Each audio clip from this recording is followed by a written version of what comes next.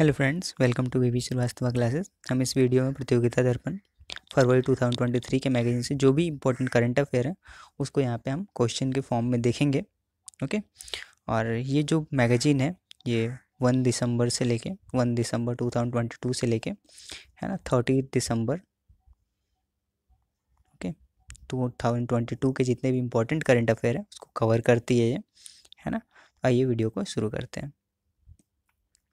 First में है अभी हाल ही में है ना national commission for backward classes के चेयरमैन की अपॉइंटमेंट की गई है ना।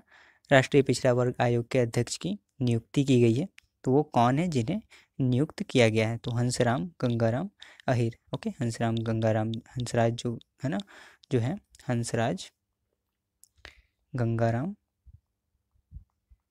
अहीर, इनको है ना as the chairman of national commission for backward classes है ना राष्ट्रीय पिछड़ा वर्ग आयोग के अध्यक्ष के रूप में अभी हाल ही में नियुक्त किया गया है। ओके। ये जो national commission for backward classes है ना राष्ट्रीय पिछड़ा वर्ग आयोग है, इसको कॉन्स्टिट्यूशनल दर्जा किस एक्ट के माध्यम से दी गई थी? तो ये 102nd जो कॉन्स्टिट्यूशन अमेंडमेंट थी है ना, कमीशन कॉन्स्टिट्यूशन अमेंडमेंट एक्ट है ना 2018, इसके माध्यम से इसे संवैधानिक दर्जा दिया गया। ओके। और है ना इस जो है ना अमेंडमेंट एक्ट है इसके तहत है ना एक आर्टिकल जोड़ी गई हमारे कॉन्स्टिट्यूशन में। जो कौन सी आर्टिकल थी? आर्टिकल 338 बी है ना, जो ये प्रोविज़न रखती है कॉन्स्टिट्यूशन में कि हमारे कॉन्स्टिट्यूशन में एक national commission for backward classes होगा, जो बैकवर्ड क्लासेस के जो भी इशू होंगे, ग्रीवेंसेस होंगे, उसको यहाँ पे देखेगा। Okay okay. अभी इसके जो चेयरमैन है वो कौन है? हंसराज गंगाराम अहीर। ओके। इसे कॉन्स्टिट्यूशनल दर्जा कब दिया गया था? 2018 के एक्ट के माध्यम से, जिसका कौन सा एक्ट था? वो 102nd constitution amendment act 2018। Okay. और इस एक्ट के माध्यम से आर्टिकल 338 बी को जोड़ा गया था, 338 बी को। ओके। नेक्स्ट है अभी हाल ही में जो है okay United nation security council की प्रेसिडेंसी दिसंबर महीने के लिए, दिसंबर मंथ के लिए किसे दी गई है? तो ये भारत को ये प्रेसिडेंसी दी गई है दिसंबर मंथ के लिए है ना, दिसंबर मंथ के लिए। ओके। ये और इस जो संस्थान है यूनाइटेड नेशन सिक्योरिटी काउंसिल, ये यूनाइटेड नेशन की एक ऑर्गेनाइजेशन है। ओके। और इसकी स्थापना 1945 में करी गई थी यूएन चार्टर के माध्यम से। ओके। इसे बनाया क्यों गया था? ताकि है ना ये मेंटेन कर सके इंटरनेशनल पीस और सिक्योरिटी, अंतर्राष्ट्रीय शांति और सुरक्षा को ये बनाए रखे, इसलिए इस इंस्टीट्यूशन का गठन किया गया था। ओके। और इसकी हेडक्वार्टर कहाँ है? न्यूयॉर्क में इसकी क्या है? न्यूयॉर्क में इसकी क्या है? हेडक्वार्टर है। इसमें 15 मेंबर है, 5 है ना परमानेंट है और 10 इसमें क्या है? टेम्प्रोरी मेंबर है। जो 5 ये परमानेंट मेंबर है इनके पास वीटो पावर है ना जो है ना। और ये देश कौन कौन से हैं? 5। तो US, United state, UK, United Kingdom, okay, Russia, France और चाइना। ये 5 देश क्या है? परमानेंट मेंबर है ना, P5 है यूनाइटेड नेशन सिक्योरिटी काउंसिल के, है ना, जिनके पास वीटो पावर होती है। ओके। टोटल मेंबर कितने होते हैं? 15 होते हैं है ना। 5 जिसमें क्या होते हैं? परमानेंट होते हैं, परमानेंट, और 10 क्या होते हैं? इसमें टेम्प्रोरी मेंबर होते हैं। ओके।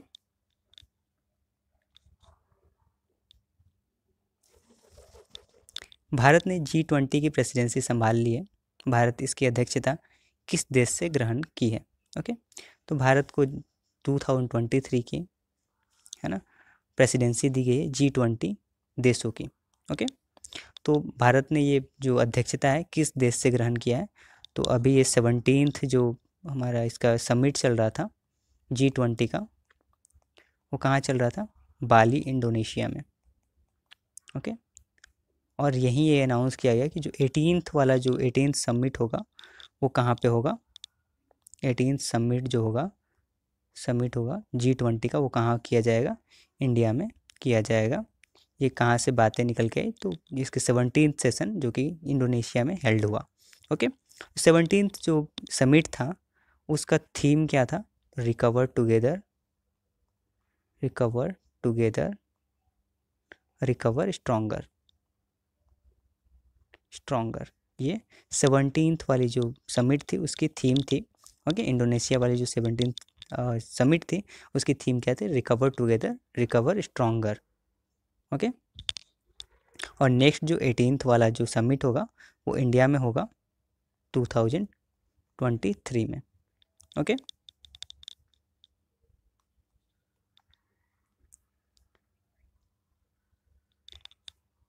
इंडियन कोस्टल गार्ड के जो एडवांस लाइट हेलीकॉप्टर है MK3 है ना, इसका कमीशन कहाँ किया गया है? तो चेन्नई में इसे कमीशन किया गया है अभी हाल ही में। इसको बनाया किसके द्वारा गया है? हिंदुस्तान एरोनॉटिकल्स लिमिटेड बेंगलुरु के द्वारा इसे बनाया गया है। ओके, और इसे कमीशन जो किया गया इंडियन कोस्टल गार्ड में कहाँ पे? चेन्नई में किया गया है। ओके, इसमें क्या क्या इक्विपमेंट लगाई गई है? तो इलेक्ट्रो ऑप्टिकल सेंसर है इसमें, इलेक्ट्रो ऑप्टिकल सेंसर है जो नाइट विजन को आपको क्या करते हैं? इन्हेंस करते हैं। शक्ति इंजन इसमें लगाई गई है, शक्ति इंजन लगाई गई है इसमें। फुल ग्लास कॉकपिट है क्योंकि जब सर्च वगैरह के अभियान चलाई जाए तो नाइट में भी इससे क्या किया जा सके? सर्च किया जा सके, इसलिए हाई इंटेंसिटी सर्च लाइट है इसमें। ओके, और एडवांस्ड कम्युनिकेशन सिस्टम भी इसमें लगाई गई है जिसके माध्यम से है ना विषम परिस्थिति में भी क्या किया जा सके? कम्युनिकेशन इस्टेब्लिश किया जा सके। और ऑटोमेटिक आइडेंटिफिकेशन सिस्टम भी इसमें इनबिल्ट की गई है हिंदुस्तान एरोनॉटिकल लिमिटेड के द्वारा। ओके, और इसे कमीशन अभी कहाँ किया गया? चेन्नई में, है ना। जो कोस्टल गार्ड है चेन्नई में इसे कमीशन किया गया है। इसका नाम क्या है? Advance light helicopter, advance light helicopter MK3। Okay,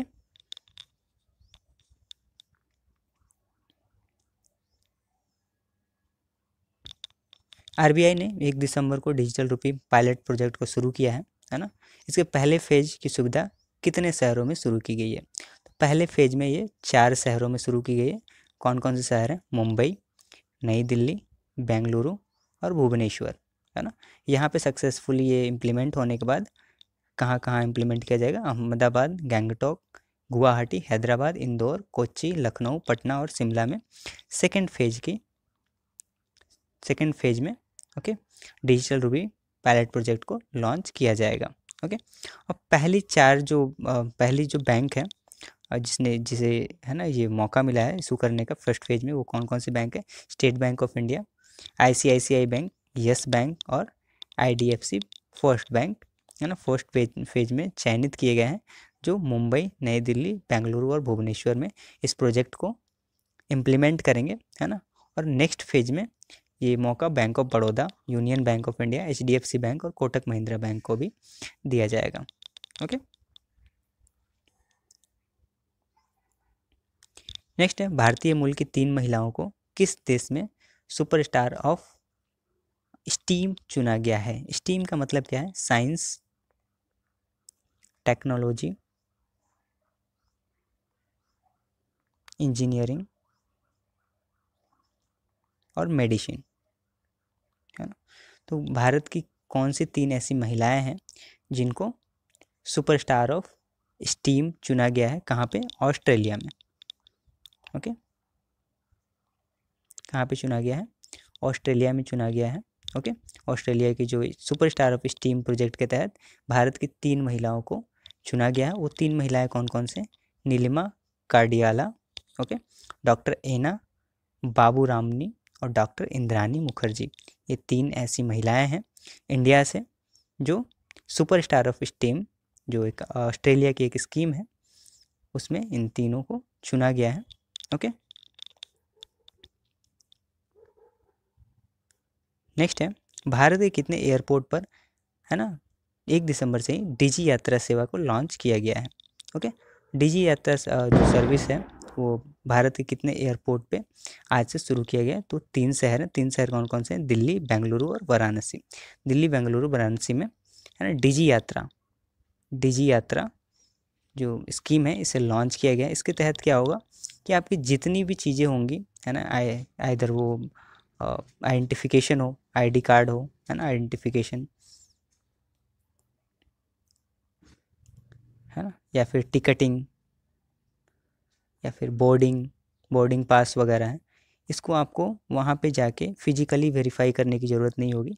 आप चलते जाओगे और आपके फेस के माध्यम से, है ना, आपको फेस के माध्यम से ये सारे आइडेंटिफिकेशन कर लिए जाएंगे, है ना, ताकि ये स्कीम इसलिए लॉन्च की गई क्योंकि हैसल फ्री बनाया जा सके एयर ट्रेवल को, है ना, एयर ट्रेवल को हैसल फ्री बनाया जा सके, ट्रेवल को हैसल फ्री बनाया जा सके, इसलिए इस स्कीम को क्या किया गया है, लॉन्च किया गया है। ओके, और ये फर्स्ट फेज में कहाँ लॉन्च किया गया है, 3 शहरों में, दिल्ली, बेंगलुरु और वाराणसी में ये स्कीम को लॉन्च किया गया है।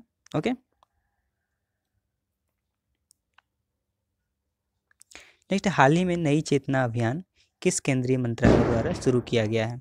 ओके, नई चेतना जो अभियान है वो अभी हाल ही में किस मिनिस्ट्री के द्वारा शुरू किया गया है, तो ग्रामीण विकास मंत्रालय, मिनिस्ट्री ऑफ रूरल डेवलपमेंट के तहत इसे शुरू किया गया है।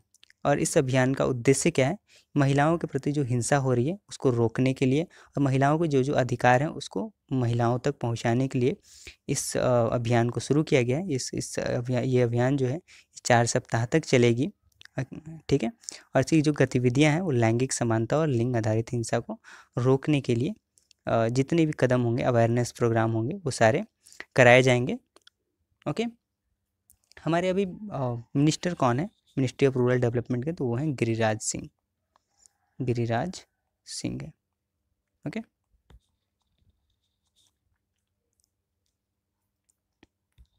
नेक्स्ट है, किसे हाल ही में पीएनबी का नया कार्यकारी निदेशक नियुक्त किया गया है।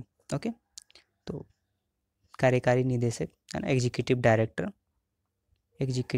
डायरेक्टर अभी, है ना, पीएनबी का, पंजाब नेशनल बैंक का, किसे बनाया गया है, तो एम परमशिवम, ये जो है एम परमशिवम, है ना, परमशिवम, इनको क्या बनाया गया है, पंजाब नेशनल बैंक का कार्यकारी अध्यक्ष बनाया गया है। ओके, पीएनबी के हेडक्वार्टर कहाँ है, ये दिल्ली में है। ओके, और इसकी इस्टेब्लिशमेंट जो की गई थी मई 1894 में की गई थी। ओके, और ये इंडिया में सेकेंड लार्जेस्ट सरकारी स्वामित्व वाला बैंक है। ओके,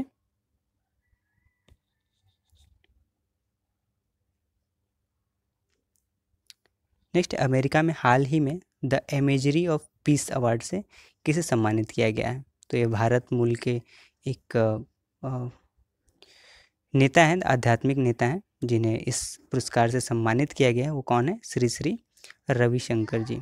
ओके, और ये अमेरिका में कहाँ पे ये सम्मानित किया गया है, वाशिंगटन में। ओके, नेक्स्ट जो हमारा क्वेश्चन है वो है, भारत ने किस देश के साथ आर्थिक विकास सहयोग निधि, ओके, जो इकोनॉमिक डेवलपमेंट कोऑपरेशन फंड जो है ना, भारत ने किस देश के साथ इस पर हस्ताक्षर किया है, तो वह देश कौन सी है, साउथ कोरिया है। साउथ कोरिया के साथ ने इंडिया ने क्या किया है, economic development cooperation fund loan के लिए क्या किया है, एक दूसरे के साथ सहमति पत्र पे हस्ताक्षर किए हैं। और इस लोन के तहत जो हमें लोन मिलेगी वो कितने की लोन मिलेगी, 245.081 बिलियन की, है ना, हमें क्या मिलेगी, लोन मिलेगी। ओके, और ये लोन हम ले क्यों रहे हैं, भारत ले क्यों रहा है, ताकि इंटेलिजेंस ट्रांसपोर्ट सिस्टम बना सके, कहाँ पे, Nagpur Mumbai super communication express way project पे, है ना, जो नागपुर से मुंबई जो एक्सप्रेस वे प्रोजेक्ट है उस पर इंटेलिजेंस ट्रांसपोर्ट सिस्टम को विकसित किया जा सके, इसलिए हम साउथ कोरिया के साथ, है ना, economic development cooperation fund loan से रिलेटेड सहमति पत्र पे हस्ताक्षर किए हैं। ओके, और इसके तहत हमें कितने रुपए की हमें लोन मिलेगी, तो लगभग वो होगी 1495.68 करोड़ रुपए की, जो भारतीय रुपये में, है ना, इतने की हमें क्या मिलेगी, लोन मिलेगी। ओके, ईडीएफसी के तहत। ओके, और ये हमने किसके साथ ये ईडीएफसी लोन साइन किया है, तो वो साउथ कोरिया है। ओके,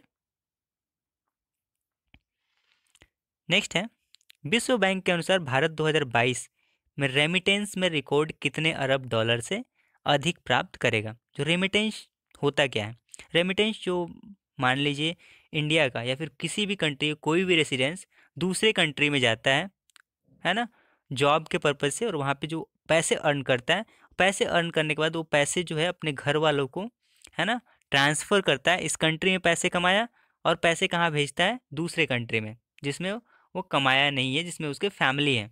ओके, तो ऐसे पैसे ट्रांसफ़र को हम क्या बोलेंगे? रेमिटेंस बोलेंगे। और सबसे ज़्यादा रेमिटेंस ट्रांसपोर्ट से पैसे कहाँ आते हैं? तो इंडिया में आते हैं। ओके, इंडिया टॉप में है जो रेमिटेंस एक्सेप्ट, मतलब रेमिटेंस एक्सेप्ट करता है। ओके, और ये इस साल अगर वर्ल्ड बैंक की माने बात, तो हमारी रेमिटेंस कितनी आई है हमारे कंट्री में? तो आई है 100 बिलियन डॉलर की। ओके, 100 बिलियन US डॉलर की इस साल हमारे यहाँ क्या आई है? रेमिटेंस आई है। ओके, और ये रेमिटेंस सबसे ज़्यादा किस कंट्री से आई है? तो US से, यूनाइटेड स्टेट से आई है। अमेरिका से सबसे ज़्यादा लोग पैसे हमारे कंट्री में भेजे हैं। पहले ये पैसे सबसे ज़्यादा गल्फ़ कंट्री जो थी, अरब कंट्रीज़ थी, जो यहाँ से आती थी। ओके, खाड़ी वाले देश जो थे यहाँ से आते थे, दुबई हो गए, सऊदी अरबिया हो गए, इन सब देशों से। लेकिन इस साल ये सबसे ज़्यादा स्रोत जो है रेमिटेंस का इंडिया में, ये कहाँ से आ रहा है? तो US से आ रहा है। US में जो लोग भी हैं, है ना, जो काम कर रहे हैं, वहाँ से पैसे घर भेज रहे हैं, तो सबसे ज़्यादा US से रेमिटेंस इंडिया को प्राप्त हो रही है। पहले ये गल्फ़ कंट्रीज से होते थे। सबसे ज़्यादा कौन से स्टेट्स को में रेमिटेंस आते हैं? तो केरला, केरला, तमिलनाडु, तमिलनाडु और कर्नाटका। इन 3 स्टेट में सबसे ज़्यादा, कर्नाटका, इन 3 स्टेट में सबसे ज़्यादा रेमिटेंस रिसीव किए जाते हैं, क्योंकि यहाँ से बहुत से लोग, मैक्सिमम लोग विदेश में एक अच्छे जॉब करते हैं और वहाँ से वो अपने फैमिली मेम्बर्स को पैसे ट्रांसफ़र करते हैं। ओके, तो इस साल अगर हम वर्ल्ड बैंक की बात माने, तो रेमिटेंस इंडिया में कितनी आई है? 100 अरब डॉलर, 100 बिलियन US डॉलर आई है। ओके, और सबसे ज़्यादा कहाँ से आई है? तो US से, यूनाइटेड स्टेट से आई है। ओके, नेक्स्ट जो है, भारत की प्रेसिडेंसी में G20 की पहली शेरपा बैठक किस शहर में आयोजित की जा रही है? ओके, G20 की हम जान रहे हैं कि इस साल अध्यक्षता किसे मिली है? भारत को मिली है। 2023 में भारत G20 की अध्यक्षता करेगा। ओके, और इसके लिए फर्स्ट मीटिंग जो ऑर्गेनाइज की गई है G20 की इंडिया में, वो कहाँ पे की गई है? तो उदयपुर में की गई, उदयपुर राजस्थान। ओके, उदयपुर राजस्थान। ओके, अच्छा, ये G20 है क्या? तो G20 वित्त मंत्री, जितने भी जो मेंबर कंट्री हैं, जो 20 मेंबर कंट्री हैं इसके, उसके जितने भी वित्त मंत्री और केंद्रीय बैंक के गवर्नर का एक समूह ये होता है, जो मिलके ये डिस्कशन करते हैं कि जो मेंबर कंट्री है उनमें इकोनॉमिक डेवलपमेंट और ज़्यादा कैसे बढ़ाई जा सके। ओके, और इसकी जो स्थापना हुई थी 1999 में हुई थी, जब विश्व आर्थिक संकट देखने को मिला था, उसके जस्ट बाद ही इसकी स्थापना की गई थी G20 की। ओके,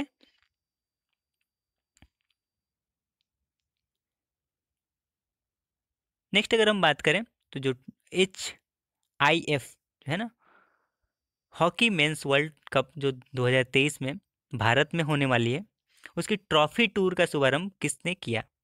तो नवीन पटनायक, उड़ीसा के जो CM हैं, उड़ीसा के CM हैं, इन्होंने जो, है ना, सॉरी, FIH, है ना, FIH hockey mains world cup 2023 के ट्रॉफी टूर की शुभारंभ किसने किया? नवीन पटनायक, जो कि क्या है? उड़ीसा के CM हैं। जैसे कि हमें पता है कि 15th एडिशन जो मेंस वर्ल्ड कप का, जो hockey hockey mains world cup 2023 जो होने वाला है ना, ये 15th एडिशन वाला है। और ये कहाँ होने वाला है? तो उड़ीसा में होने वाला है 13 जनवरी 2023 से। ओके, तो इसके लिए जो ट्रॉफ़ी है उसकी टूर कराई जा रही है, अलग अलग राज्यों से होकर वो ट्रॉफ़ी, है ना, फिर से उड़ीसा में पहुंचेगी। तो ये लॉन्च कहाँ से किया गया है? उड़ीसा से ही किया गया है, और पूरे भारत के अलग अलग राज्यों से होते हुए फिर से उड़ीसा में आएगी ये ट्रॉफ़ी। ओके, तो इसका शुभारंभ किसने किया? नवीन पटनायक, जो उड़ीसा के क्या है अभी? CM है। ओके,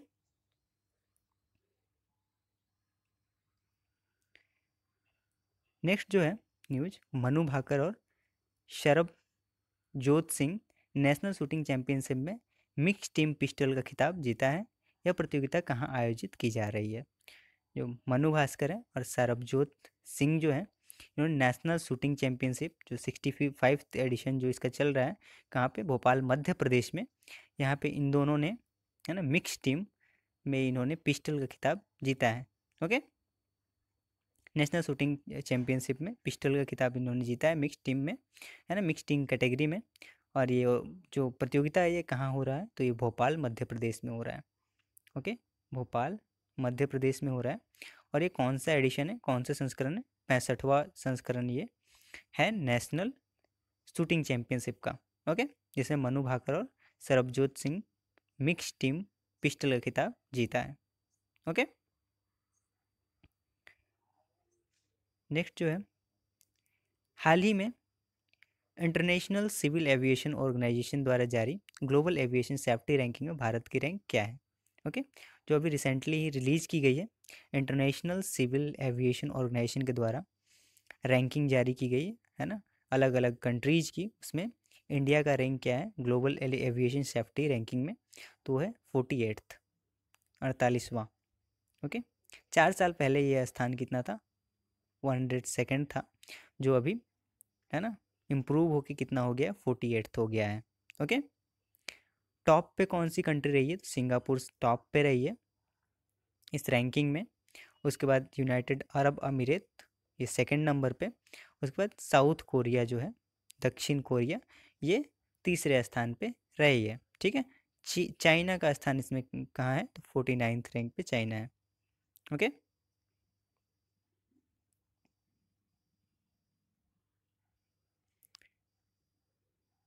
नेक्स्ट जो है, फिल्म मेकर एस राजामौली को हाल ही में RRR के लिए बेस्ट डायरेक्टर का अवार्ड किसके द्वारा दिया गया है। जो फिल्म मेकर SS राजामौली है, इनको अभी हाल ही में अवार्ड किया गया है बेस्ट डायरेक्टर का। ओके, RRR मूवी के लिए। तो ये कौन सा अवार्ड इनको मिला है, तो न्यूयॉर्क फिल्म क्रिटिक्स सर्कल के द्वारा ये अवार्ड इनको दिया गया है best director award. Okay, RRR के लिए। ओके, ये जो RRR मूवी है ये रियल हिस्टोरिकल इवेंट पे बेस्ड एक मूवी है। ओके, इसमें जो मेन कलाकार हैं, मेन एक्टर हैं, वो है रामचरण और जूनियर NTR। रामचरण इसमें एल्लोरी सीताराम राजू, और जो जूनियर NTR हैं ये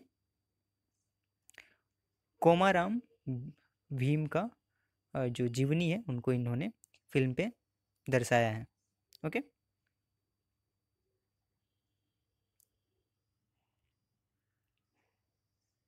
नेक्स्ट है,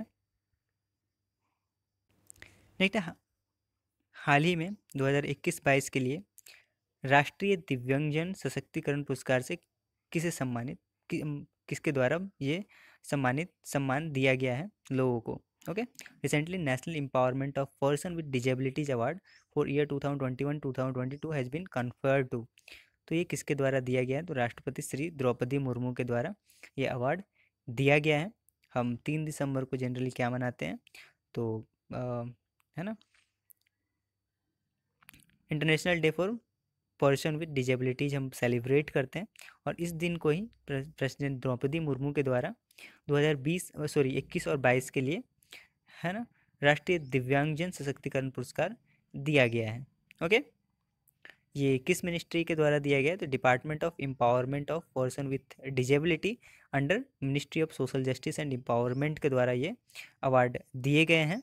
ओके, और ये अवार्ड जो दिए गए इंडिविजुअल और इंस्टीट्यूशनल, ऑर्गेनाइजेशनल और स्टेट एंड डिस्ट्रिक्ट लेवल पे ये अवार्ड्स दिए गए हैं। ओके, नेक्स्ट, भारत की प्रेसिडेंसी में G20 की पहली शेरपा बैठक का आयोजन उदयपुर में हो रहा है। भारत के G20 शेरपा कौन है। ओके, ये फर्स्ट G20, जो हम जान रहे हैं कि फर्स्ट टाइम G20 की जो समिट है वो इंडिया में हो रही है। ओके, कब हो रही है, 2023 में। तो इसका जो फर्स्ट जो मीटिंग होगा वो कहाँ पे देखने को मिलेगा, उदयपुर में। ओके, उसकी अध्यक्षता कौन करेंगे, तो ये अमिताभ कांत है जो इसकी अध्यक्षता करेंगे। अमिताभ कांत क्या थे, नीति आयोग के CEO थे। नीति आयोग के ये क्या थे, चीफ एग्जीक्यूटिव ऑफिसर थे। ओके, अभी नीति आयोग के CEO कौन है, आयोग के CEO कौन है, तो परमेश्वर अय्यर। ओके, परमेश्वर अय्यर। ओके, जो थीम है G20 का जो भारत में ऑर्गेनाइज किया जाएगा वो क्या है, one earth one planet one future. Okay. और सिंबल क्या है, लोटस के ऊपर और ग्लोब। ओके। नेक्स्ट जो है, भारत की कौन सी ऐसी एक्ट्रेस है जो फीफा वर्ल्ड कप ट्रॉफी को अनवेल करेगी, अनावरण करेगी, ओके, 18 दिसंबर को कतर में। ओके।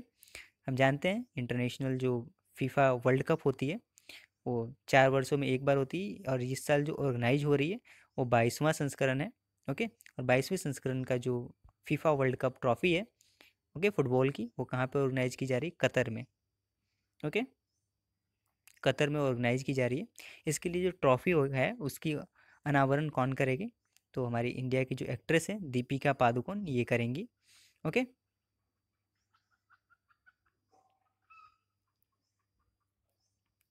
नेक्स्ट है टेक्निकल टेक्सटाइल से जुड़ा भारत का प्रमुख शो टेक्नोटेक्स 2023 22 से 24 फरवरी 2023 के दौरान कहाँ आयोजित किया जाएगा। Where will India's leading show related to technical textile Technotex 2023 be held from 22 to 24 February 2023 at Mumbai. Mumbai में ये जो इवेंट है टेक्नोटेक्स 2023 का, जिसमें दुनिया भर से जो जितने भी टेक्निकल टेक्सटाइल से जुड़े सीईओ होंगे, निर्माता होंगे, या फिर उद्योग के साथी होंगे, या फिर खरीद प्रबंधक होंगे, आपूर्तिकर्ता होंगे, ये सभी इस मीटिंग में शामिल होंगे और अपने अपने इनोवेटिव आइडिया को इस समिट में रखेंगे। ओके। ताकि ये जो टेक्निकल टेक्सटाइल है इसमें और भी ज़्यादा इनोवेशन और बहुत ज़्यादा इसमें इफ़िशियंसी लाई जा सके। ओके। ये ऑर्गेनाइज कहाँ पे होगा, टेक्नोटेक्स 2023, तो ये मुंबई में ऑर्गेनाइज किया जाएगा 22 से 24 फरवरी 2023 के बीच में। ओके। नेक्स्ट जो है, केंद्रीय मंत्री अनुराग ठाकुर द्वारा पहले drone skilling and training conference का शुभारंभ कहाँ किया गया। Where was the first drone skilling and training conference inaugurated by union minister Anurag Thakur. Okay. तो ये चेन्नई में किया गया। ओके। जो ड्रोन के लिए स्किलिंग या फिर ट्रेनिंग कॉन्फ्रेंस है ना, कैसे लोगों को ट्रेनिंग दी जाएगी, कैसे स्किलिंग दी जाएगी ड्रोन उड़ाने से रिलेटेड, इसके लिए जो इवेंट ऑर्गेनाइज किया गया था कहाँ पे, चेन्नई में, है ना। इसका शुभारंभ अनुराग ठाकुर जो इंफॉर्मेशन एंड ब्रॉडकास्टिंग मिनिस्टर हैं इन्होंने किया। ओके। और ये चेन्नई में ये जो इवेंट हुआ कहाँ पे ऑर्गेनाइज हुआ, तो गरुड़ा एयरोस्पेस की जो मैन्युफैक्चरिंग फैसिलिटी है चेन्नई में, वहाँ पे इसका शुभारंभ किया गया। किसके द्वारा, केंद्रीय मंत्री अनुराग ठाकुर के द्वारा। ओके।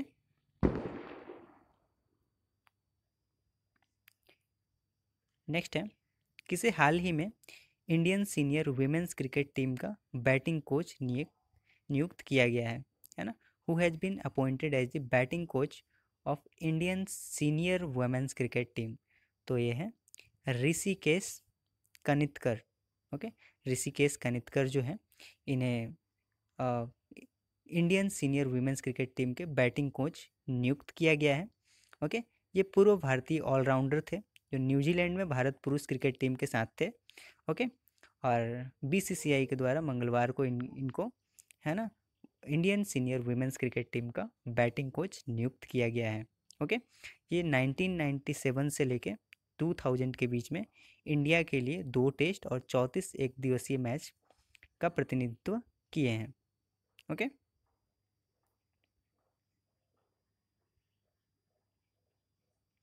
नेक्स्ट जो है, कार्मिक और प्रशिक्षण विभाग द्वारा किसे केंद्रीय नागरिक उड्डयन मंत्री ज्योतिरादित्य सिंधिया का निजी सचिव नियुक्त किया गया है। Who has been appointed as private secretary to union civil aviation minister Jyotiraditya Scindia by department of personnel and training. Okay. Department of personnel training के द्वारा किसे, है ना, जो यूनियन सिविल मिनिस्टर है, एविएशन मिनिस्टर है ज्योतिरादित्य सिंधिया, ओके, आदित्य सिंधिया, है ना, उनका प्राइवेट सेक्रेटरी किसे नियुक्त किया गया है, तो वो है अभिनव प्रताप सिंह है। अभिनव प्रताप सिंह को, है ना, मंत्री सिंधिया का निजी सचिव नियुक्त किया गया है। Okay. Appointed as private secretary of minister Jyotiraditya Scindia, Abhinav Pratap Singh. Okay. Next जो है, भारत में किस शहर में सिंगल कॉलम पर हाईवे, फ्लाईओवर तथा मेट्रो रेल सेवा के साथ सबसे लंबी डबल ट्रैकर ब्रिज ने Guinness book of world record बनाया है? In which city in India longest double decker bridge with highway flyover and metro rail service on single column has created Guinness book of world record? मतलब single column पे दो, है ना, double taker क्या बनाई गई है ना, वे बनाई गई है। एक में मेट्रो चलेगी और दूसरे में हाईवे है। ओके, तो ये नागपुर में ऐसा किया गया है। और ये किस कंपनी के द्वारा किया गया है? तो ये महाराष्ट्र रेल कॉरपोरेशन लिमिटेड महा मेट्रो के द्वारा ये जो एक डबल टेकर ब्रिज बनाई गई है। ओके, इसकी लंबाई टोटल कितनी है? 3.14 किलोमीटर है ना। और ये इसे Guinness book of world record में दर्ज किया गया है। ओके, नेक्स्ट जो है, वर्ष 2022 का Oxford word of the year के रूप में किस वर्ड को चुना गया है? Which word has been chosen as Oxford word of year for year 2022? 2022 के लिए Oxford word of the year किसे चुना गया? तो वो है goblin mode. Goblin mode means क्या होता है? जनरली सुस्त, लेजी, है ना, लेजीनेस जो हो गया, इसको हम क्या बोलेंगे? गॉब्लिन मोड बोलेंगे। ओके, और इसे ही Oxford word of the year 2022 चुना गया है। ओके,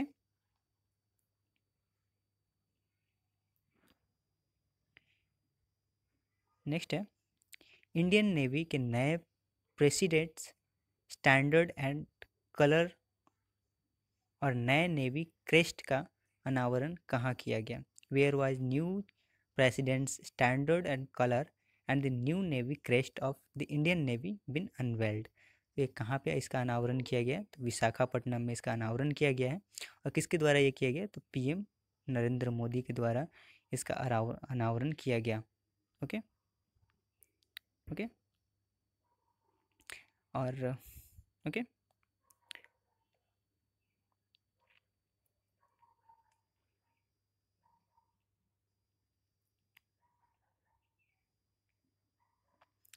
नेक्स्ट जो है, नीति आयोग की एस्पिरेशनल डिस्ट्रिक्ट्स डेल्टा रैंकिंग में किस शहर ने टॉप पोजीशन हासिल की है? Which city has secured the top position in NITI Aayog aspirational district delta ranking?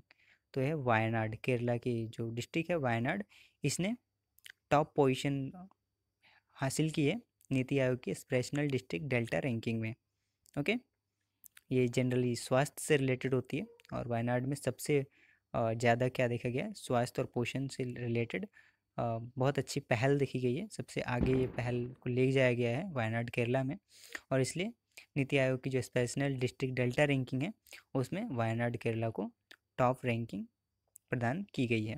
Okay, ये जो एस्पिरेशनल डिस्ट्रिक्ट की जो स्कीम है ये 2018 में नरेंद्र मोदी के द्वारा लॉन्च की गई थी, ताकि जो भी ऐसे डिस्ट्रिक्ट्स हैं जो बहुत ही लोअर लेवल पे हैं उसको कैसे प्रमोट करके और इंक्लूड किया जाए जो हायर डेवलप्ड डिस्ट्रिक्ट है उनके साथ। ओके, हायर डेवलपमेंट बोलने का मतलब सोशल डेवलपमेंट, वहाँ की जो हेल्थ हो, वहाँ की एजुकेशन हो, और जितनी भी चीज़ें हो उन सभी को डेवलप किया जाए और इंक्लूड किया जाए उनको, है ना, मेन स्ट्रीम में लेके आया जाए। ओके, और इस स्कीम को 2018 में लॉन्च किया गया था। ओके, इंडियन नेवी के नए प्रेसिडेंट्स स्टैंडर्ड एवं कलर और नए नेवी क्रेस्ट का अनावरण कहाँ किया गया? तो विशाखापट्टनम में किया गया। ये सॉरी रिपीट हो गया है। ओके,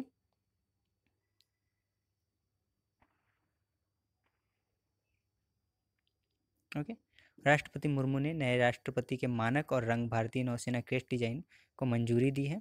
ओके, और ये 4 दिसंबर को नौसेना दिवस के दिवस पर ये पेश किया गया था। ओके, और पहली बार ये जो अनावरण हुआ था, ओके, इस प्रेसिडेंट स्टैंडर्ड और कलर का and Indian navy crest design का, ये 27 मई 1951 को हुआ था। तब तत्कालीन राष्ट्रपति कौन थे भारत के? राजेंद्र प्रसाद थे। ओके, और इस, है ना, प्रेसिडेंट स्टैंडर्ड एंड कलर से सम्मानित होने वाला जो 3 ट्राइलेटरल सर्विसेज में इंडियन नेवी फर्स्ट है जिसे ये सम्मान पहली बार दिया गया था। ओके, नेक्स्ट है, भारत की star weight lifter Mirabai Chanu ने हाल ही में वर्ल्ड वेट लिफ्टिंग चैंपियनशिप 2022 में कौन सा मेडल जीता है? India's star weight lifter Mirabai Chanu recently won which medal in the world weight lifting championship 2022।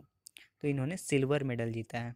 Okay, silver medal Mirabai Chanu ने जीता है। और ये इवेंट कहाँ ऑर्गेनाइज की गई थी? World weight lifting championship 2022 Colombia में ये ऑर्गेनाइज की गई थी।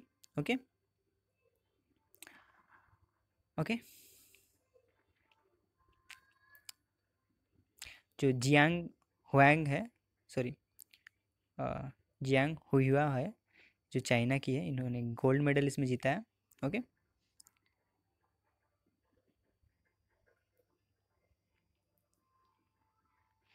नेक्स्ट जो भारत की G20 प्रेसिडेंसी के दौरान व्यापार एजेंडे का नेतृत्व करने के लिए B20 इंडिया का प्रेसिडेंट किसे बनाया गया है? ओके, G20 में एक सब स्कीम है, मतलब सब ग्रुप है B20, जो बिजनेस से रिलेटेड जितने भी चीज़ें होती हैं वो इनोवेटिव आइडियाज उनको डिस्कस करती है ना। तो जो अभी G20 हम जान रहे हैं कि भारत में होने वाला है 2023 का, है ना। इसके जो सब अंडर में जो है B20 बिजनेस 20, है ना, इसकी अध्यक्षता किसे दी गई है?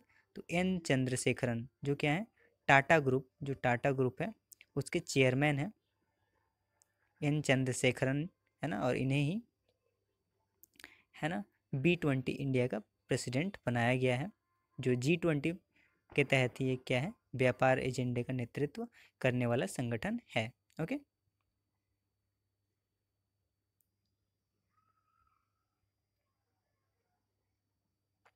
नेक्स्ट, हाल ही में आरबीआई ने रेपो रेट 35 बेसिक पॉइंट बढ़ाकर कितना कर दिया है?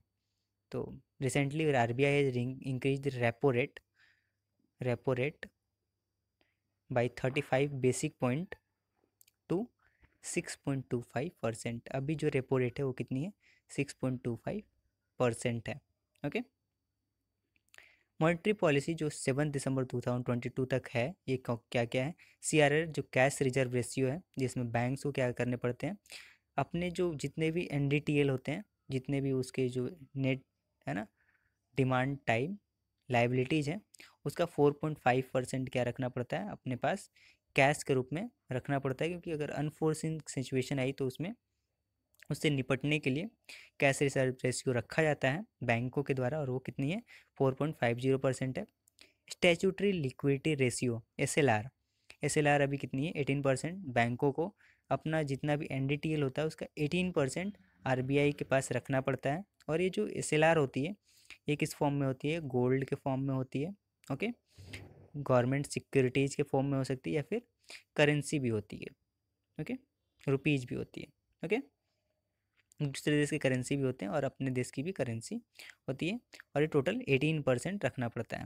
ओके, ये पहले भी 18% थी, अभी भी अनचेंज है, दोनों अनचेंज है। CRR और SLR में कोई चेंजेस नहीं की गई 7 दिसंबर 2022 तक। ओके, इससे पहले जो थी वही ये है, ठीक है।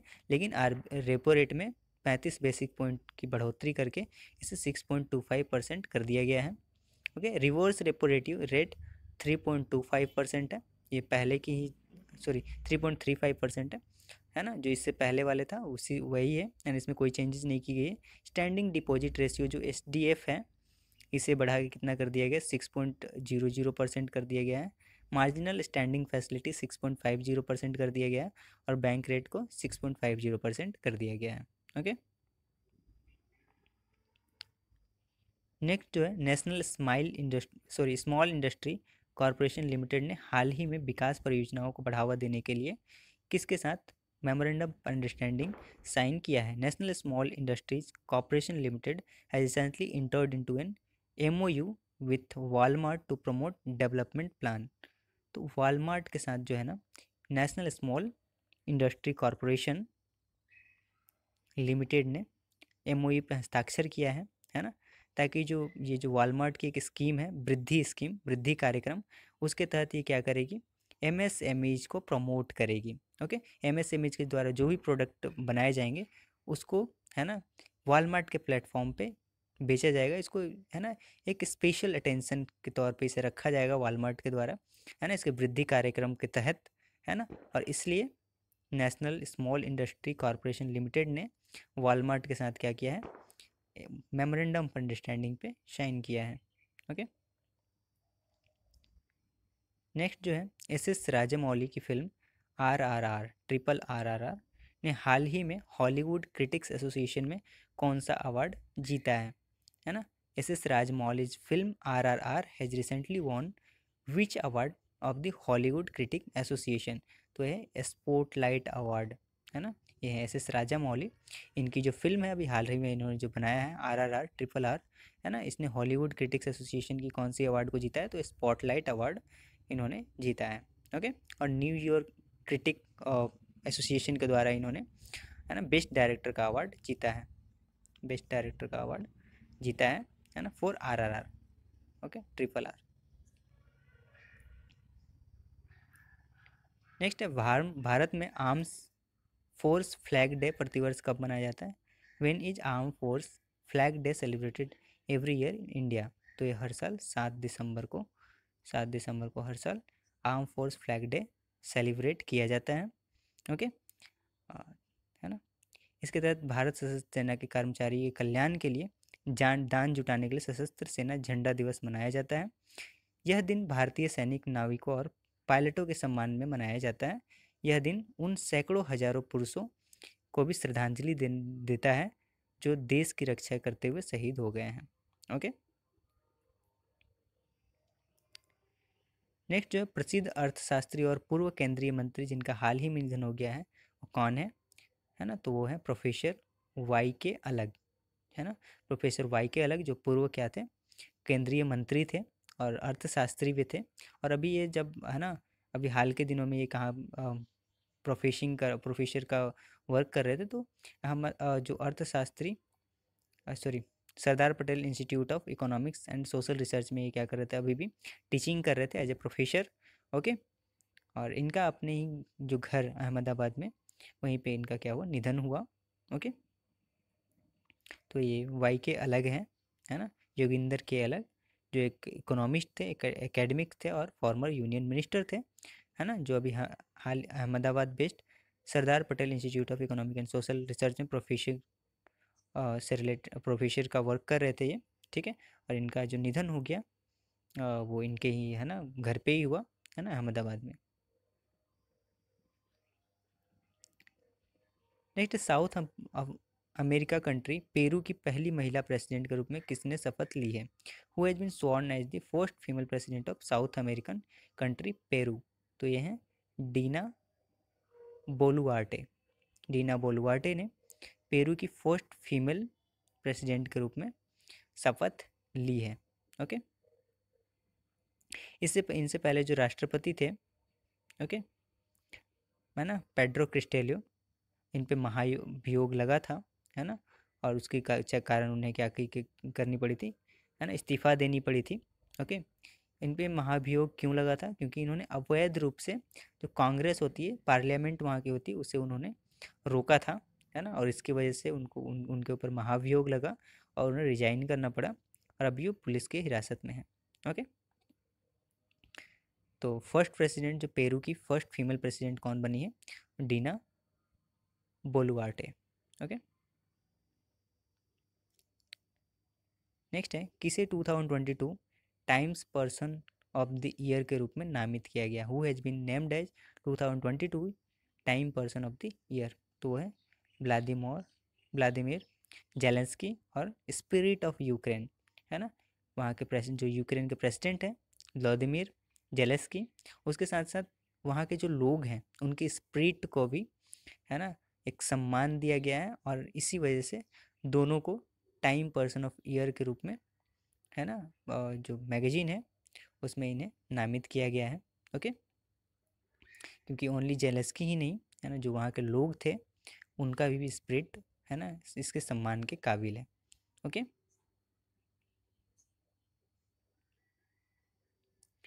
नेक्स्ट है, पॉलिटिकल पार्टी तेलंगाना राष्ट्र समिति का नाम बदलकर क्या कर दिया गया है, जिसको इलेक्शन कमीशन ने स्वीकार कर लिया है? Name of political party Telangana Rashtriya Samiti has been change to what which has been accepted by election commission? तो जो तेलंगाना राष्ट्र समिति थी उसका नाम बदलकर अभी क्या कर दिया गया? भारत राष्ट्र समिति। ओके, और इसके अध्यक्ष कौन है? चंद्रशेखर राव। ओके,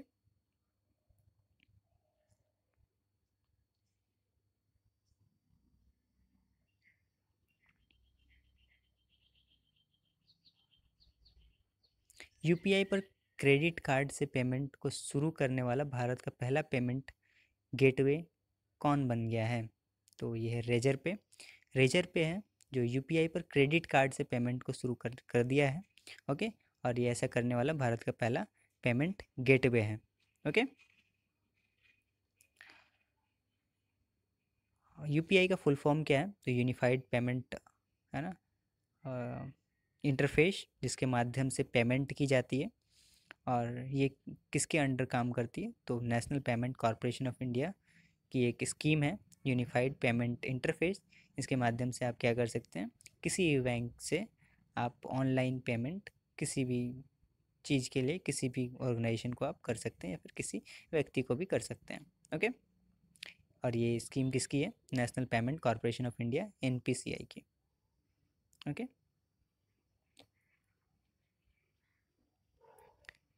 नेक्स्ट है, जनजातीय मामलों के मंत्रालय ने किस राज्य में एक दिवसीय मेगा स्वास्थ्य शिविर अबुआ बुगिन होदमा हमार बेहतर स्वास्थ्य का आयोजन किया? The ministry of tribal affair organised one day mega health camp Abua Bogin Hodmo हमारा बेहतर स्वास्थ्य।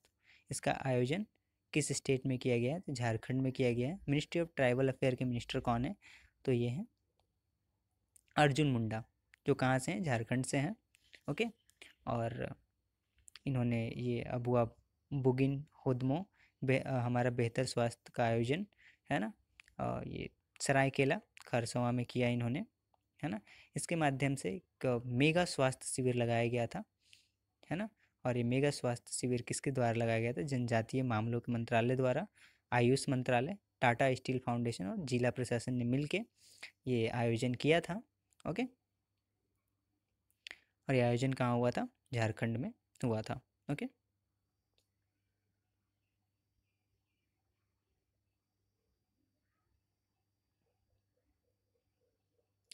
नेक्स्ट, ओएनजीसी के नए अध्यक्ष और प्रबंध निदेशक के रूप में किसे नियुक्त किया गया है? Who has been appointed as CMD of ONGC. ONGC का full form oil and natural gas corporation of India limited. Arun Kumar Singh को इसका सीएमडी बनाया गया है। ओके, तेल शोधन और विपणन कंपनी बीपीसीएल के पूर्व अध्यक्ष ये, है ना, जो तेल रिसर्च जो है ना, oil refining and marketing company जो है बीपीसीएल, इसके जो पूर्व अध्यक्ष थे अरुण कुमार सिंह, इनको अभी ओएनजीसी का नया अध्यक्ष और प्रबंध निदेशक सीएमडी नियुक्त किया गया है। ओके,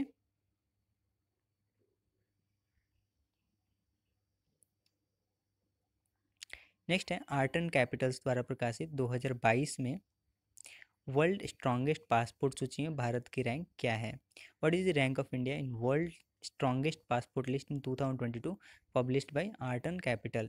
तो ये 87th रैंक इंडिया की पासपोर्ट को दी गई है। ओके, और यूएई जो है ना, यूनाइटेड अरब अमीरात, इसको फर्स्ट रैंक प्राप्त हुआ है। ओके,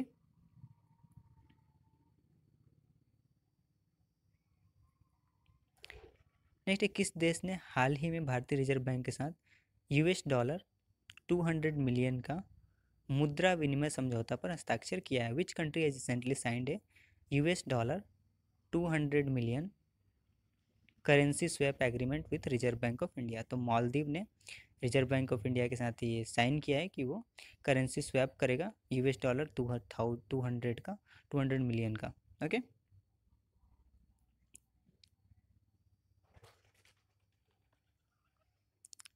नेक्स्ट है, बंगाल की खाड़ी से उठने वाले साइक्लोन मंडोस का नामकरण किस देश द्वारा किया गया है? साइक्लोन मंडोस जो है, मंडोस, जो कि अभी कहाँ से उठ रहा है? बे ऑफ बंगाल से उठ रहा है। इसका नामकरण मैंडोस कौन रखा है? तो ये संयुक्त अरब अमीरात के द्वारा, यूएई के द्वारा इसका नामकरण किया गया है ना। और ये जो चक्रवात है, ये किस किस एरिया को इफेक्ट करेगा? तमिलनाडु, पुडुचेरी और आंध्र प्रदेश, इंडिया में, इन एरिया को ये क्या करेगा? इफेक्ट करेगा। ओके, और ये बन कहाँ रहा है? दक्षिणी पश्चिमी खाड़ी में। ओके,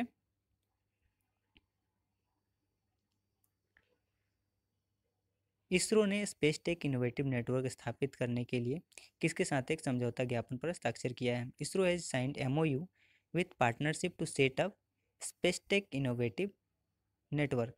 ओके, ये सोशल अल्फा के साथ मिलके इसरो क्या करेगी, है ना, space tech innovation network setup करेगी, है ना, और इसके लिए इसने सोशल अल्फा के साथ एमओयू पर हस्ताक्षर किया है। Okay,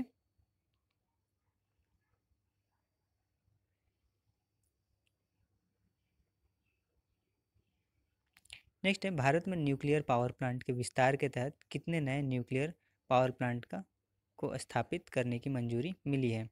as a part of India's expansion of nuclear power plant, it is approved setting up of 5 new nuclear power plant. तो ये 5 नए पावर प्लांट बनाने की मंजूरी मिली है ना, पावर प्लांट एक्सपेंशन योजना के तहत। ओके, मुंबई में जो स्थित है अप्सरा रिसर्च रिएक्टर, ये एशिया का पहला परमाणु ऊर्जा संयंत्र है। ओके, और इसमें भारत के पास जो स्वदेशी यूरेनियम है ना, उससे, है ना, यूरेनियम इसकी क्या है, जनरली जो फ्यूल है। ओके, और भारत के पास जो स्वदेश में यूरेनियम है वो बहुत कम है। ओके, और इसलिए हम क्या करते हैं, अन्य देशों से यूरेनियम का आयात करते हैं।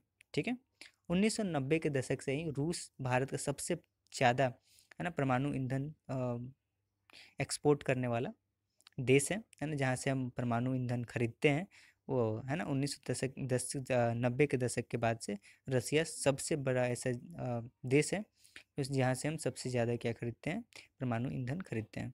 ओके,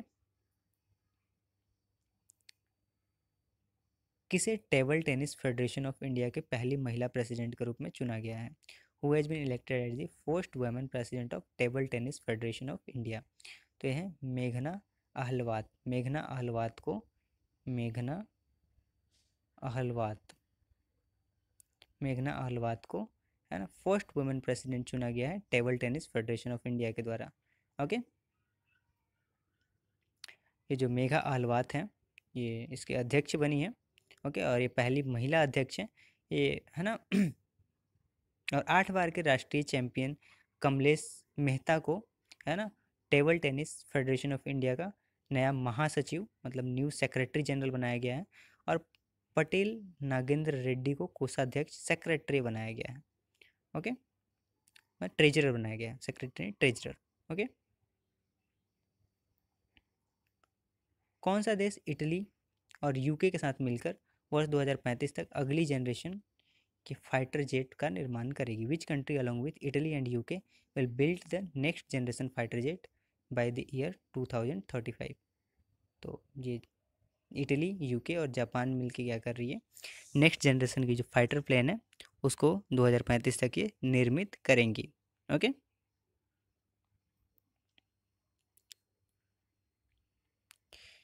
नेक्स्ट है दुनिया की 100 सबसे शक्तिशाली महिलाओं की फॉरवर्ड्स 2022 की सूची में कौन टॉप पर है। Who top the Forbes 2022 list of world's 100 most powerful women. Forbes हर साल क्या करती है ना, वर्ल्ड पावरफुल वुमेन्स की लिस्ट जारी करती है ना, कि वर्ल्ड में सबसे पावरफुल वुमेन कौन है।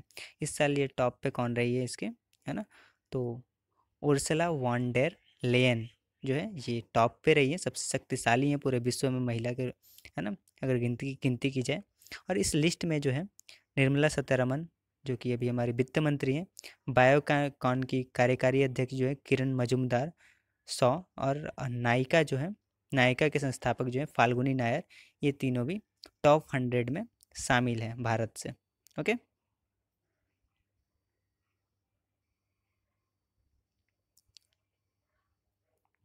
नेक्स्ट, हाल ही में हिमाचल प्रदेश के 15वें मुख्यमंत्री के रूप में किसने शपथ ली है। Who has been sworn as 15th CM of Himachal Pradesh recently.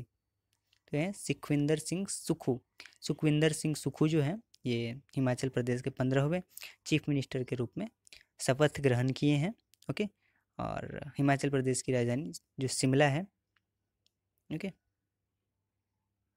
Sorry, Shimla में इन्होंने, है ना, शिमला में इन्होंने क्या लिया, शपथ ग्रहण लिया। ठीक है, और इनको शपथ कौन दिलाया, जो हिमाचल प्रदेश के अभी गवर्नर हैं राजेंद्र विश्वनाथ आर्लेकर, इन्होंने इनको शपथ दिलाई CM पद की। और मुकेश अग्निहोत्री जो है ये डिप्टी CM के रूप में शपथ ग्रहण किए। ओके, नेक्स्ट जो है गुजरात विधानसभा चुनाव 2022 के बाद गुजरात के सीएम के रूप में किसने शपथ ली है? Who has been sworn in as CM of Gujarat after Gujarat assembly election 2022? तो ये भूपेंद्र भाई पटेल जो है ये, है ना, गुजरात के नए सीएम अभी बने हैं, है ना। ये इनका दूसरा कार्यकाल है, सेकंड टर्म है ना। और ये 18वें गुजरात के 18वें मुख्यमंत्री के रूप में इन्होंने शपथ लिया है। ओके। और गुजरात के अभी जो गवर्नर हैं वो कौन है? आचार्य देवव्रत हैं। ओके। और आचार्य देवव्रत ने इन्हें क्या दिलाया? शपथ दिलाया। किसे? भूपेंद्र पटेल को। ओके। कहाँ पे? गांधीनगर में, जो कैपिटल है गुजरात की।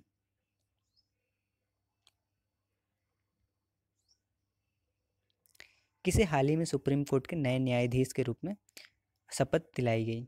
Who has recently taken oath as the new जज ऑफ सुप्रीम कोर्ट? तो ये हैं जस्टिस दीपांकर दत्ता। जस्टिस दीपांकर दत्ता को, जो हमारे चीफ जस्टिस ऑफ इंडिया हैं, है ना, भारत के मुख्य न्यायाधीश हैं, DY चंद्रचूड़, इन्होंने शपथ दिलाई। ओके। और है ना, ये 28वें न्यायाधीश हैं सुप्रीम कोर्ट के। जनरली सुप्रीम कोर्ट की स्ट्रेंथ कितनी है? 34 न्यायाधीशों की है, लेकिन अभी यहाँ पे 28 ही न्यायाधीश हैं। ओके। और ओके।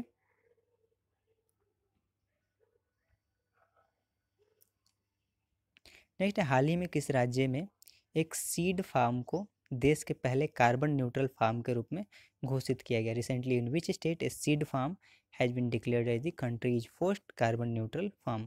तो केरला की एक जो सीड फार्म है, ओके, इसे कंट्री का पहला कार्बन न्यूट्रल फार्म घोषित किया गया। ओके। क्योंकि इसने, है ना, जितनी भी अपनी कार्य क्रियाकलाप एक्टिविटीज़ है उनको कार्बन जो न्यूट्रल बना दिया है ना। उन सभी क्रियाकलाप से कोई भी कार्बन का उत्सर्जन नहीं होता है। ओके। और इसलिए जो ये केरला के सीड फार्म है ना, इसे कंट्री की पहली कार्बन न्यूट्रल फार्म घोषित किया गया है। ओके। नेक्स्ट है, पीएम मोदी ने मनोहर इंटरनेशनल ग्रीनफील्ड एयरपोर्ट का उद्घाटन कहाँ किया है? Where has PM Modi inaugurated Manohar international greenfield airport? तो ये है मोपा, गोवा में।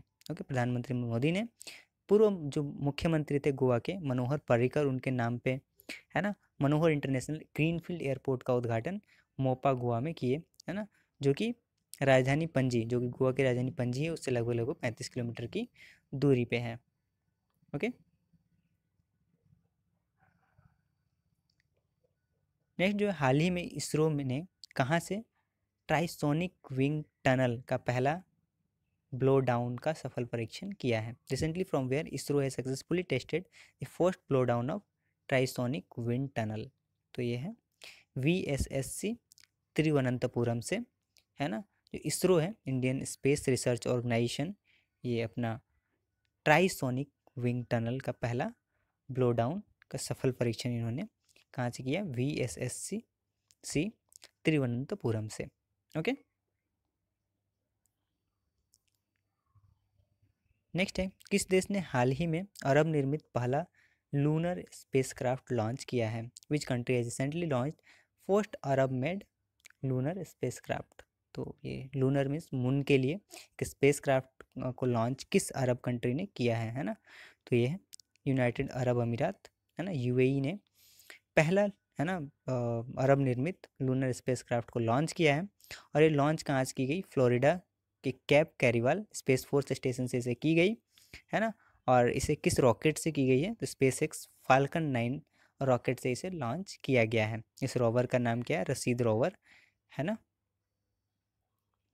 और इसे किस लैंडर के तहत लैंडर के साथ इसे मून की सरफेस पहुंचाएगा? तो हुकातो R लैंडर, जो कि एक जापान की, है ना, जापान की है ना, लूनर एक्सप्लोरेशन कंपनी है iSpace, उसकी लैंडर है, उसके मदद से, है ना, जो रसीद रोवर है, इसको मून के सरफेस तक पहुंचाया जाएगा। ओके। नेक्स्ट है, कौन सी कंपनी घरेलू तकनीक से निर्मित लिथियम आयन सेल बेचने के लिए BIS सर्टिफिकेशन हासिल करने वाली भारत की पहली कंपनी बन गई है? Which company has become the first company in India to get BIS certificate, okay, for selling indigenously manufactured silk ion cell? Okay. तो ये है गोदी इंडिया। ओके।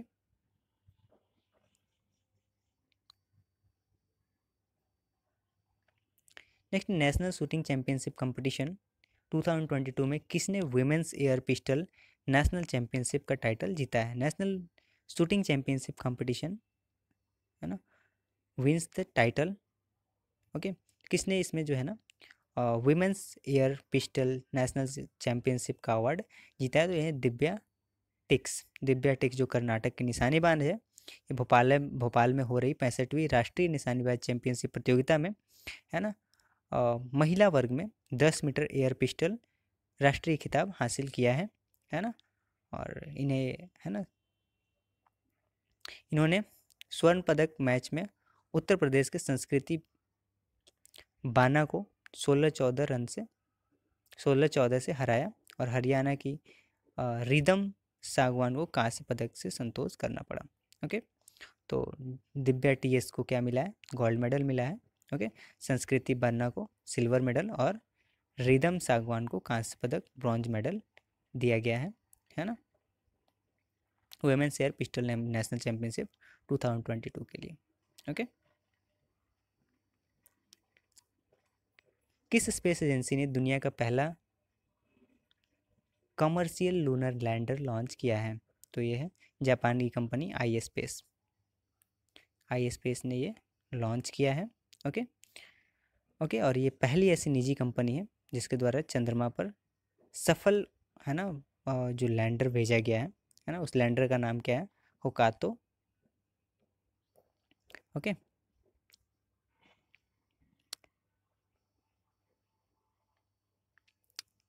नेक्स्ट जो है आरआरआर के म्यूजिक कंपोजर एम केरावानी ने Los Angeles film critics association का कौन सा अवार्ड जीता है? जो आरआरआर जो फिल्म है उसके जो म्यूजिक कंपोजर है ना, एम केरावानी। ओके, इन्होंने loss angel film critics award में कौन सा अवार्ड इन्होंने जीता है? तो बेस्ट म्यूजिक स्कोर अवार्ड इन्होंने जीता है। ओके, ये आरआरआर मूवी के डायरेक्टर हैं एस राजा मौली। नेक्स्ट है नेशनल शूटिंग चैंपियनशिप कंपटीशन 2022 में किसने men's 25 metre centre fire pistol event में नेशनल टाइटल जीता है? तो ये है विजय कुमार को ये अवार्ड दिया गया है। ठीक है, और नेशनल शूटिंग चैंपियनशिप कंपटीशन जो है हमारा 2022, ये कहाँ ऑर्गेनाइज हो रहा है? भोपाल मध्य प्रदेश में। ओके, भोपाल मध्य प्रदेश में ऑर्गेनाइज हो रहा है। ओके, और ये 65वां एडिशन है। नेक्स्ट है संस्कृति मंत्रालय ने देश भर में कला संस्कृति तथा शिल्प के विकास के लिए कितने क्षेत्रीय सांस्कृतिक केंद्रों की स्थापना की है? How many regional cultural centre have been established by ministry of culture for development of art culture and craft across country? तो ये 7 सांस्कृतिक केंद्रों की स्थापना करी गई है सांस्कृतिक मंत्रालय के द्वारा देश भर में, ताकि कला संस्कृति और शिल्प के विकास के लिए क्या किया जाए? प्रमोशन किया जाए। ओके, और ये 7 जो सेंटर होंगे ये कहाँ कहाँ बनाए जाएंगे? तो पटियाला, नागपुर, उदयपुर, प्रयागराज, कोलकाता, दीमापुर और तंजावुर में। ओके,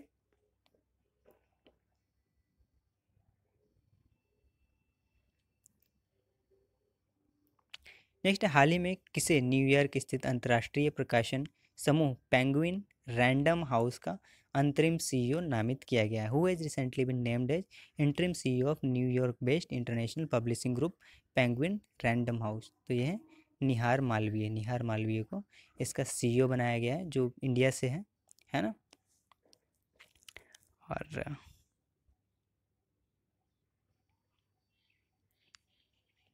नेक्स्ट है देश के पर्यटन मंत्रालय ने 24x7 बहुभाषी पर्यटन सूचना हेल्पलाइन 10 अंतर्राष्ट्रीय भाषाओं सहित कितनी भाषाओं में स्थापित की है? मिनिस्ट्री ऑफ टूरिज्म जो है ये 24x7 जो है आपको मल्टीलिंगुअल, है ना, टूरिज्म इंफॉर्मेशन हेल्पलाइन के लिए, है ना, एक नंबर लॉन्च किए, टोल फ्री नंबर लॉन्च किए जो 10 इंटरनेशनल लैंग्वेज के साथ कितने लैंग्वेज में है? तो ये 12 लैंग्वेज, टोटल 12 लैंग्वेज में ये है। ओके, है ना, जिसमें 10 क्या है आपको इंटरनेशनल लैंग्वेज देखने को मिलेंगे और 2 अदर लैंग्वेज हिंदी और इंग्लिश देखने को मिलेंगे। ठीक है, तो ये 12 लैंग्वेज कौन कौन से हैं? German, French, Spanish, Italian, Portuguese, Russian, Chinese, Japanese, Korean, Arabic, Hindi और इंग्लिश। ओके।